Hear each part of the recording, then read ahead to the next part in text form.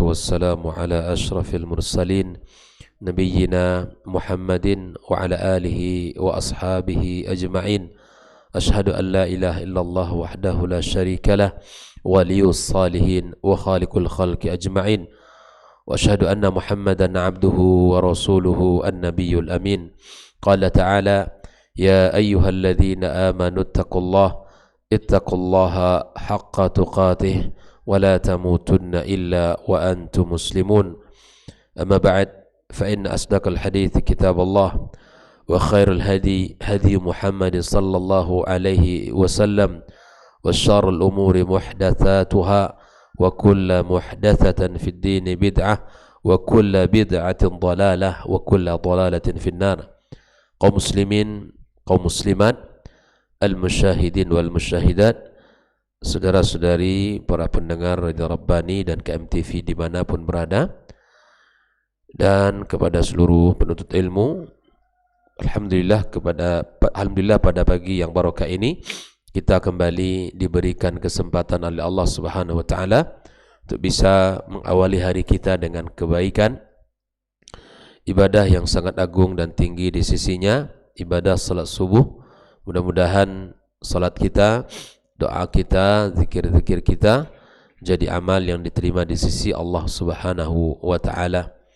Kemudian salawat dan salam untuk Nabi kita yang mulia sallallahu alaihi wasallam, untuk keluarganya dan keturunannya, dan seluruh para sahabat-sahabat yang telah berjuang bersamanya, dan kepada siapapun dari umat Muhammad sallallahu alaihi wasallam yang senantiasa setia berada di atas sunnahnya. Ikhwafillah, pagi ini halaman yang ke-129 dari kitab Al-Mulakhas fi Syarh Kitab Tauhid, di mana Syekh Muhammad Ibn Abdul Wahab membawakan dalil yang ketiga di dalam pembahasan bab seluruh sembahan selain Allah adalah batil. Setelah kita menyampaikan satu hadis tentang Nabi sallallahu alaihi wasallam, di mana Nabi mengatakan ya kaifa yuflihu qaumun sajju nabiyahum, bagaimana mungkin satu kaum akan beruntung di mana kaum tersebut melukai nabinya, lalu kemudian Allah Subhanahu wa taala menurunkan sebuah ayat, laisa laka minal amri syai'un, kamu tidak punya urusan ya Muhammad. Bahwa Nabi Muhammad sallallahu alaihi wasallam adalah manusia biasa yang pada dirinya juga terjadi luka, terjadi luka pada wajahnya di saat perang Uhud. Ini bukan berarti merendahkan Nabi SAW, kedudukannya bukan, tapi karena dia adalah hamba-hamba Allah, hamba dari sekian hamba Allah, dan dia juga terluka sebagaimana manusia biasa terluka. Dia juga patah giginya di saat perang Uhud, sebagaimana orang mungkin bisa patah giginya. Nah, disinilah bahwa Nabi saja yang menjadi pilihan Allah Subhanahu wa taala tidak pantas untuk bisa kita berikan ibadah kita kepadanya, apalagi yang lain. Yang kedua, Nabi Muhammad sallallahu alaihi wasallam bahwa dia tidak memiliki kekuasaan untuk menyatakan orang ini sesat, atau menyatakan orang ini tidak beruntung dan tidak beriman ataupun tidak mendapatkan hidayah, bukan. Karena itu di tangan Allah Subhanahu wa taala. Nah, dalam kaitan pembahasan ini, Syekh Muhammad Ibn Abdul Wahab membawakan hadis yang kedua, pada halaman 129, wa fihi an Ibni Umar radhiyallahu taala anhuma, di dalam Sahih Bukhari, dan di sini Sahih Bukhari, an Ibni Umar, dari sahabat yang bernama Abdullah bin Umar, annahu sami'a Rasulullah sallallahu alaihi wasallam yaqul, wa Nabi SAW mendengarkan Nabi SAW bersabda, idza rafa'a ra'sahu minar ruku'i fi raq'atil akhirah minal fajr, apabila Nabi sallallahu alaihi wasallam bangkit dari rukuknya pada rakaat terakhir pada salat subuh, Nabi mengatakan, Allahumma la'an fulanan wa fulanan, ya Allah, laknatlah si fulan dan laknatlah si fulan. Ba'da ma yaqul, setelah Nabi mengatakan sami Allahu liman hamidah, Rabbana walakal hamd. Nah, Nabi berdoa. Di dalam doanya dia mengatakan, ya Allah, laknatlah si fulan dan si fulan. Lalu kemudian Allah menurunkan ayat dalam surat Ali Imran 128. Wa laisa laka minal amri syai'. Ya, Muhammad, kamu tidak punya urusan. Dalam riwayat yang lain, ya, wa fi riwayatin yad'u ala Safwan ibnu Umayyah wa Suhail ibnu Amr wal Harith ibnu Hisham. Ternyata yang dimaksudkan oleh Nabi SAW dalam doanya, ya Allah, laknatlah si fulan itu, maksudnya siapa? Ya Allah, laknatlah Safwan ibn Umayyah wa Suhail ibn Amr dan Haris ibn Hisham. Fanazalat, lalu kemudian Allah turunkan, laisa laka minal amri syai'. Ikhwafillah, kaum muslimin dan muslimat rahimakumullah, di dalam hadis ini, ya, lebih kurang redaksinya sama pada hadis yang sebelumnya. Kalau hadis yang sebelumnya menunjukkan Nabi SAW terluka di wajahnya dan gigi serinya patah. Nah, di sini dalam hadis yang diwakilkan oleh Abdullah ibn Umar, di mana Rasulullah SAW mendoakan beberapa orang dari pemuka Quraisy, mendoakan laknat keburukan bagi beberapa orang pemuka Quraisy seperti Safwan, Suhail dan Harith ibn Hisham. Kenapa Nabi SAW mendoakan mereka ini? Ya, karena mereka ini sangat jahat dan sangat buruk, ya, perilaku dan sikap mereka terhadap umat Islam, khususnya Rasulullah Sallallahu Alaihi Wasallam, dan itu terjadi pada perang Uhud. Ya, pada perang Uhud, di mana para sahabat terbunuh lebih kurang 72 orang, dan sahabat-sahabat yang terbunuh itu dicincang. Ya, bahkan paman Rasulullah Sallallahu Alaihi Wasallam, Hamzah ibn Abdul Muttalib, ya, kemudian dan sahabat-sahabat yang lain yang mereka terbunuh dengan sadis, dan Nabi SAW merasa kesedihan terhadap, ya, meninggalnya paman beliau yang setia membela perjuangan Nabi kita Sallallahu Alaihi Wasallam. Nah, karena keburukan sikap dan perilaku para pemuka Quraisy ini, Nabi Sallallahu Alaihi Wasallam dalam kunut nazilahnya dia mengatakan, Allahumma la'an fulanan wa fulanan, laknatlah mereka itu ya Allah. Nah, ikhwafillah, apa pelajaran, ya, yang bisa kita ambil di sini? Sebelum kita mengambil hikmah, Syekh Shalih Al-Fauzan menjelaskan siapa Abdullah ibn Umar. Huwa Abdullah ibn Umar ibn Al-Khattab radhiyallahu ta'ala anhuma, ya, sahabiyun jalilun min ubadis sahabah wa ulama'ihim. Abdullah ibn Umar, dialah sahabat yang mulia, dan tergolong kepada sahabat-sahabat yang ahli ibadah, yang taat kepada Allah Subhanahu wa taala, dan tergolong kepada ulama-ulamanya sahabat. Banyak yang memiliki ilmu, ya, meriwayatkan dari Nabi kita alaihi salatu wassalam berbagai macam, ya, ilmu. Meninggal pada tahun 73 Hijriah. Itulah Abdullah ibn Umar. Wa fihi, maksudnya di sini wa fi sahih Bukhari, maksudnya dalam hadis ini terdapat pada Sahih Bukhari, annahu sami'a Rasulullah ay ba'dama syujja wa kusirat rubaiyatuhu yauma Uhud. Ini Abdullah ibn Umar ini mendengarkan Nabi SAW mengatakan doa tersebut setelah wajahnya terluka dan gigi serinya, ya, patah. Itu sudah terjadi setelah perang Uhud. Ya. Di perang Uhud, di mana kita ketahui perang yang di mana kaum muslimin kalah, ya, diakibatkan apa? Tidak mendengarkan nasihat Rasul Sallallahu Alaihi Wasallam dan arahannya. Ya, para sahabat manusia, ya, manusia biasa seperti kita. Nabi SAW berpesan, jangan kalian turun dari bukit Ar-Rumat, ya, yang diamanahkan oleh Nabi sekitar 70 orang yang memiliki keahlian dalam bidang memanah. Jangan turun apapun kondisi yang terjadi di bawah. Nah, setelah kekalahan yang dialami oleh orang-orang kafir Quraisy, tentu meninggalkan banyak, ya, senjata, banyak ghanimah. Lalu kemudian yang di atas merasa sudah aman dan tidak lagi ada serangan yang berarti, akhirnya ada sebagian sahabat yang turun. Apakah sahabat lain tidak mengingatkan? Mengingatkan. Ya. Tapi kemudian disitulah letak ujian bagi para sahabat. Akhirnya Khalid bin Walid memutarkan ya pasukan berkudanya yang pada akhirnya umat Islam terkepung berada di tengah-tengah, dan disitulah ya berita kematian Nabi SAW digaungkan oleh musuh untuk mematahkan dan mematikan semangat para sahabat. Ya, akhirnya Nabi SAW terluka kena serangan yang sangat dahsyat kepadanya. Nah, setelah terjadinya perang Uhud, ya, umat Islam kalah.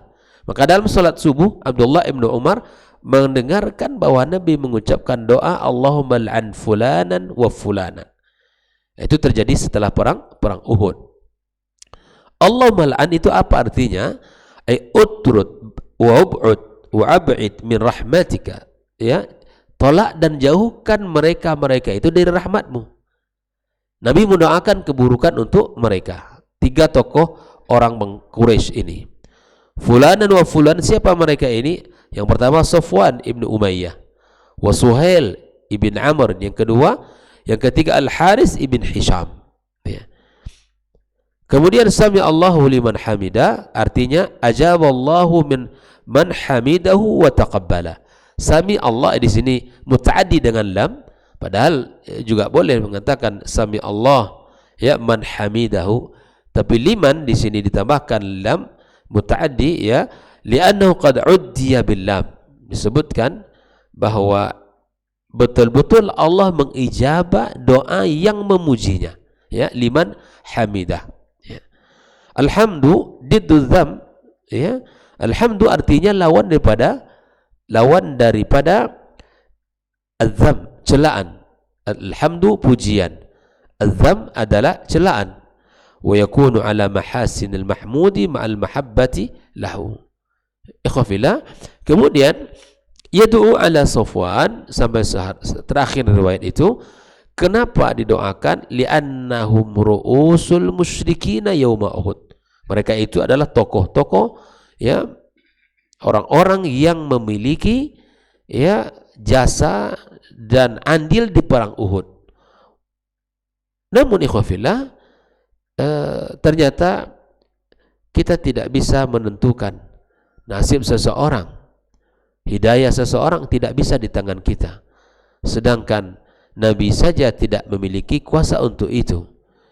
Makanya kita tidak boleh mendoakan keburukan kepada orang ya, dan kita tidak mengetahui akhir daripada ujung kehidupan kita sampai diri kita, jangankan orang lain. Ya kan? Kita tidak mengetahui atas diri kita.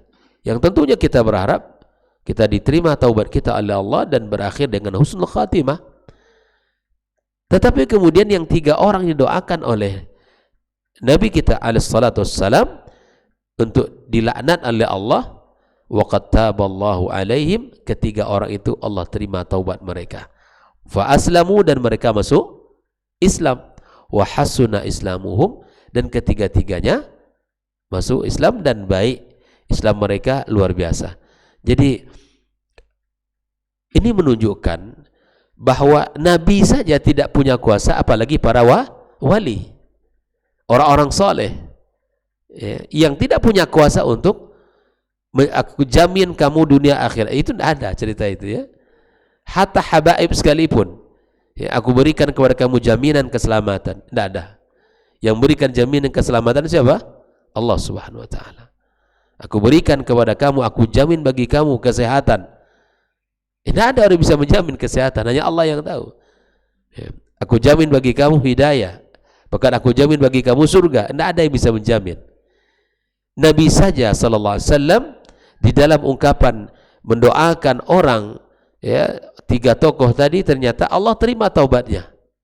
Dan kemudian Allah berikan hidayah dan mereka masuk Islam, dan Islamnya tergolong kepada Islam yang baik. Wafillah. Lalu kemudian Syekh Shalih Al-Fauzan menjelaskan al-ma'na al-ijmali lil hadis.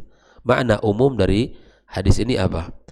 Yukhbiru Abdullah ibn Umar memberitahu radhiyallahu taala anhuma, ya semoga Allah meridai mereka, dia dan ayahnya, annahu sami'a Rasulullah sallallahu alaihi wasallam, bahwa dia mendengarkan Nabi Rasul kita alaihi salatu wassalam yad'u fis salati, berdoa di dalam salatnya, ala ashkhasin ya muayyanina minal kuffar, atas beberapa orang dari golongan orang kafir.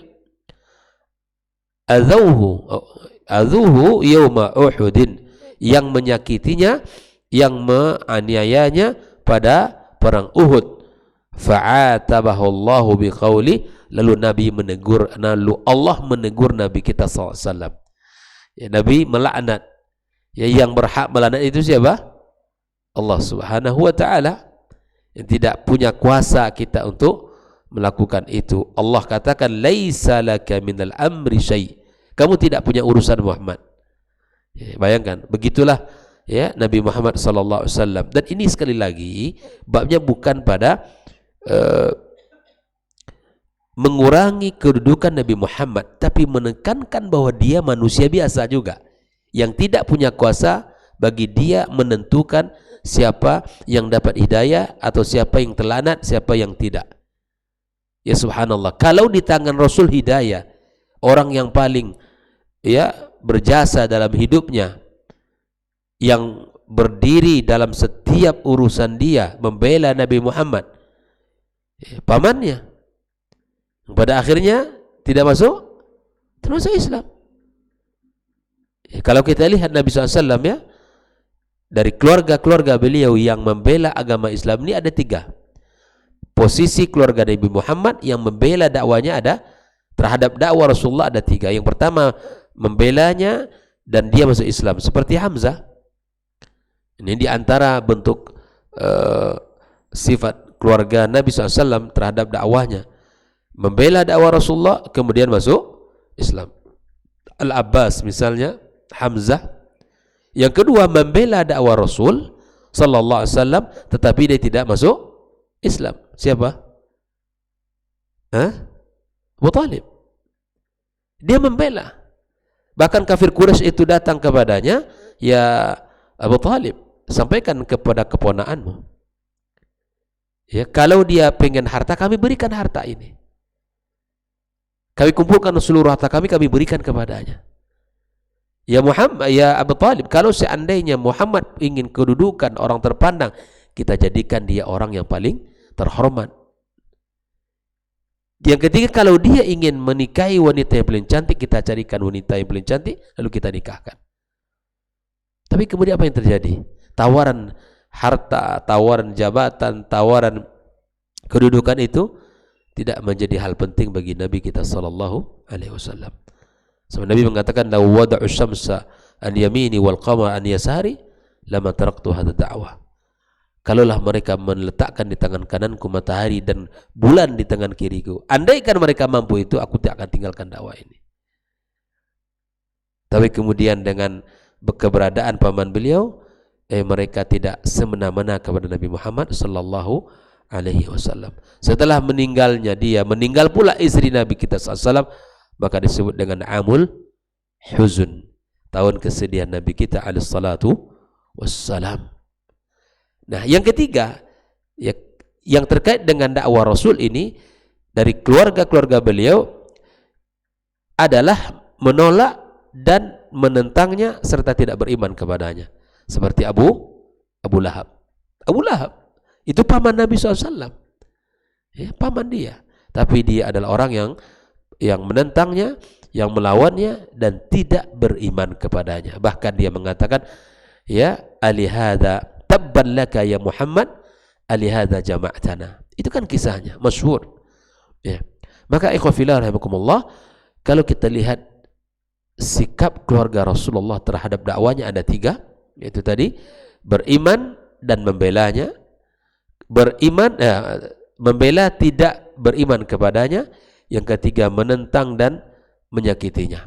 Nah, ikhwah fillah, di sini Nabi Muhammad sallallahu alaihi wasallam ditegur oleh Allah setelah dia mendoakan keburukan untuk 3 tokoh bangsa Quraisy tadi. Ya, laisa laka minal amri min syai', wa Muhammad, kamu tidak punya urusan. Ya, yang menentukan orang dapat hidayah atau tidak itu bukan kamu. Yang mendapat lana atau tidak itu bukan kamu. Ditegur oleh Allah Subhanahu wa taala. Nah, kita harus sadar ikhwafillah kaum muslim dimanapun berada bahwa Nabi Muhammad alaihissalatu wassalam orang menjadi pilihan Allah, tidak punya kuasa untuk itu.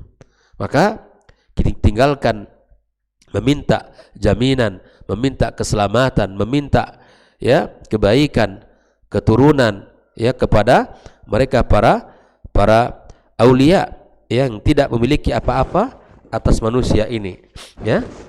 Oleh itu ikhwafillah rahimakumullah. Kemudian Syekh Shalih Al-Fauzan menjelaskan munasabatul hadits lil bab, ketersesuaian hadis ini dalam bab yang sedang kita baca.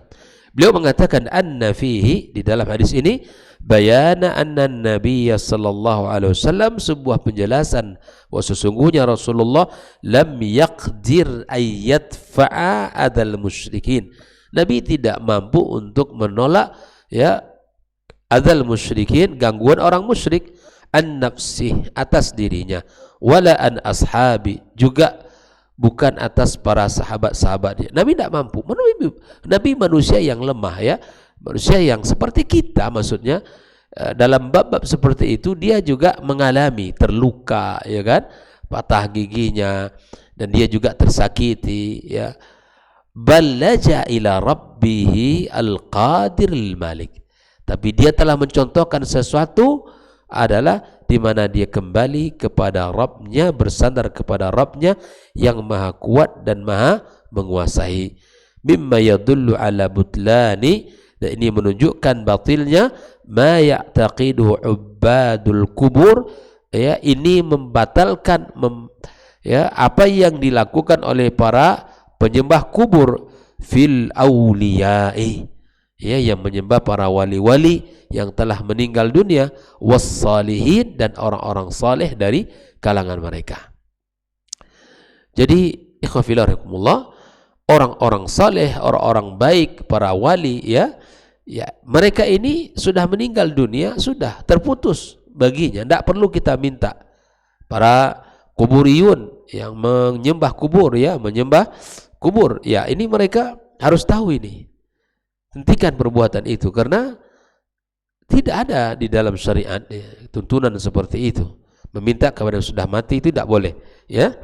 Adapun dulu ketika mereka di dunia, ketika mereka sehat, ketika mereka masih di tengah-tengah kaum muslimin, dibolehkan bagi kita untuk minta doa orang-orang soleh yang masih hidup, meminta kepada mereka, ya, agar Allah Subhanahu wa taala, ya, memberikan kepada kita apa yang kita inginkan melalui doa-doa mereka. Melalui doa-doa mereka. Bedakan, ya, antara kita, ya, bertawassul dengan orang soleh yang masih hidup dengan orang yang sudah meninggal dunia. Ya, kita tidak anti tawassul, jangan salah, ya. Maksudnya di sini tawassul yang dibolehkan itu kita lakukan. Tawassul yang masyru' boleh kita kerjakan. Seperti mana disebutkan oleh para ulama, 3. Ya, pertama doanya orang soleh yang masih hidup, tawassul dengan amal soleh kita sendiri, dan tawassul dengan nama dan sifat-sifat Allah Subhanahu wa taala. Adapun selain dari 3 ini tidak boleh. Nah, ketika kita mengatakan tidak boleh tawassul, bukan tawassul secara umum. Jangan dikira kita anti tawassul. Ini orang Wahabi itu anti tawassul, tidak. Ya, tidak anti tawassul. Tapi mana yang dibolehkan kita kerjakan, mana yang bercampur dengan kesyirikan kita tinggalkan. Ya, ya. Jadi kita boleh meminta doa kepada orang yang masih hidup, orang soleh, doakan saya dan anak keturunan saya, itu sangat dibolehkan.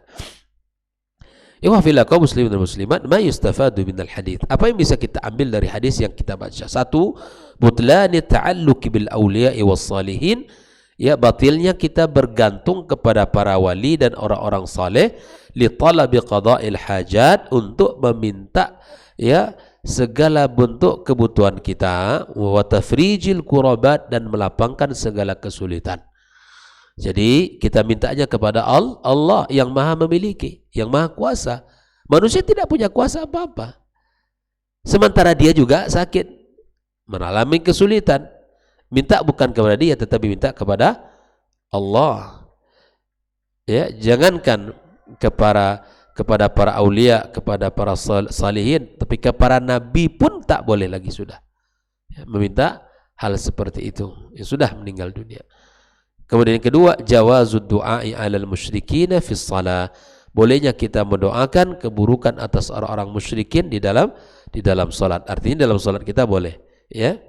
Yang ketiga, seperti kita doakan orang-orang musyrikin, orang-orang Yahud, ya. Kita doakan orang-orang Yahud atas perbuatan mereka yang buruk terhadap kaum muslimin, kita doakan agar Allah hancurkan mereka dan seterusnya. Dalil yang ketiga, dalilun ala anna tasmiyat asy-syakhsi al-mad'u lahu aw alaihi la yadurrus shalah.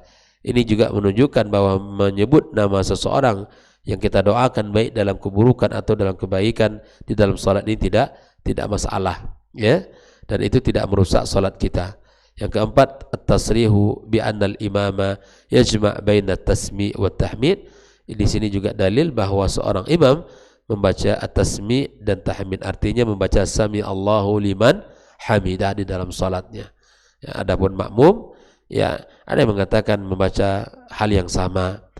Inilah beberapa pembahasan terkait dengan hadis yang barusan kita baca. Sekali lagi, bahwa tentang hidayah, ya, tentang kebaikan, hidayah tidak di tangan kita, sebagaimana Allah Subhanahu wa taala tegur Nabi kita sallallahu alaihi wasallam, bukan dia yang menentukan, bukan dia yang punya kuasa, tapi hidayah itu di tangan Allah Subhanahu wa taala yang menentukan siapakah yang berhak, ya, untuk dilaknat dan siapakah yang berhak untuk diusir oleh Allah Subhanahu wa taala dan dijauhkan dari rahmat dan kasih sayangnya.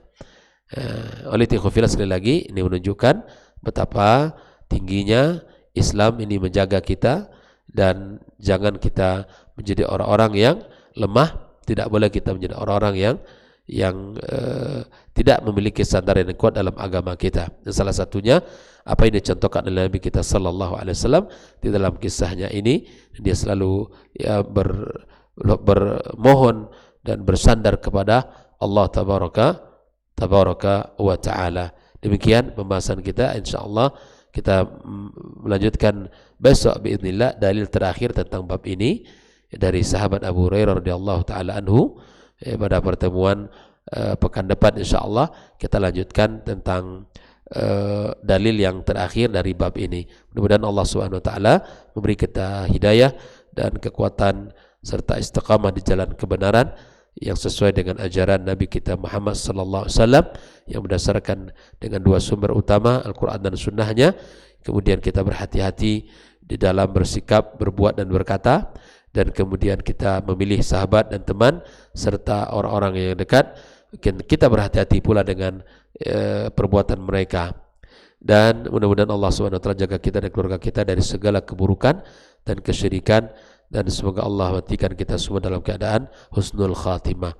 Wallahu taala alam, wa sallallahu ala nabiyyina Muhammadin wa ala alihi wa sahbihi ajma'in, wa subhanakallahumma bihamdik asyhadu an la ilaha illa anta astaghfiruka wa atubu ilaik. Wassalamu alaikum warahmatullahi wabarakatuh.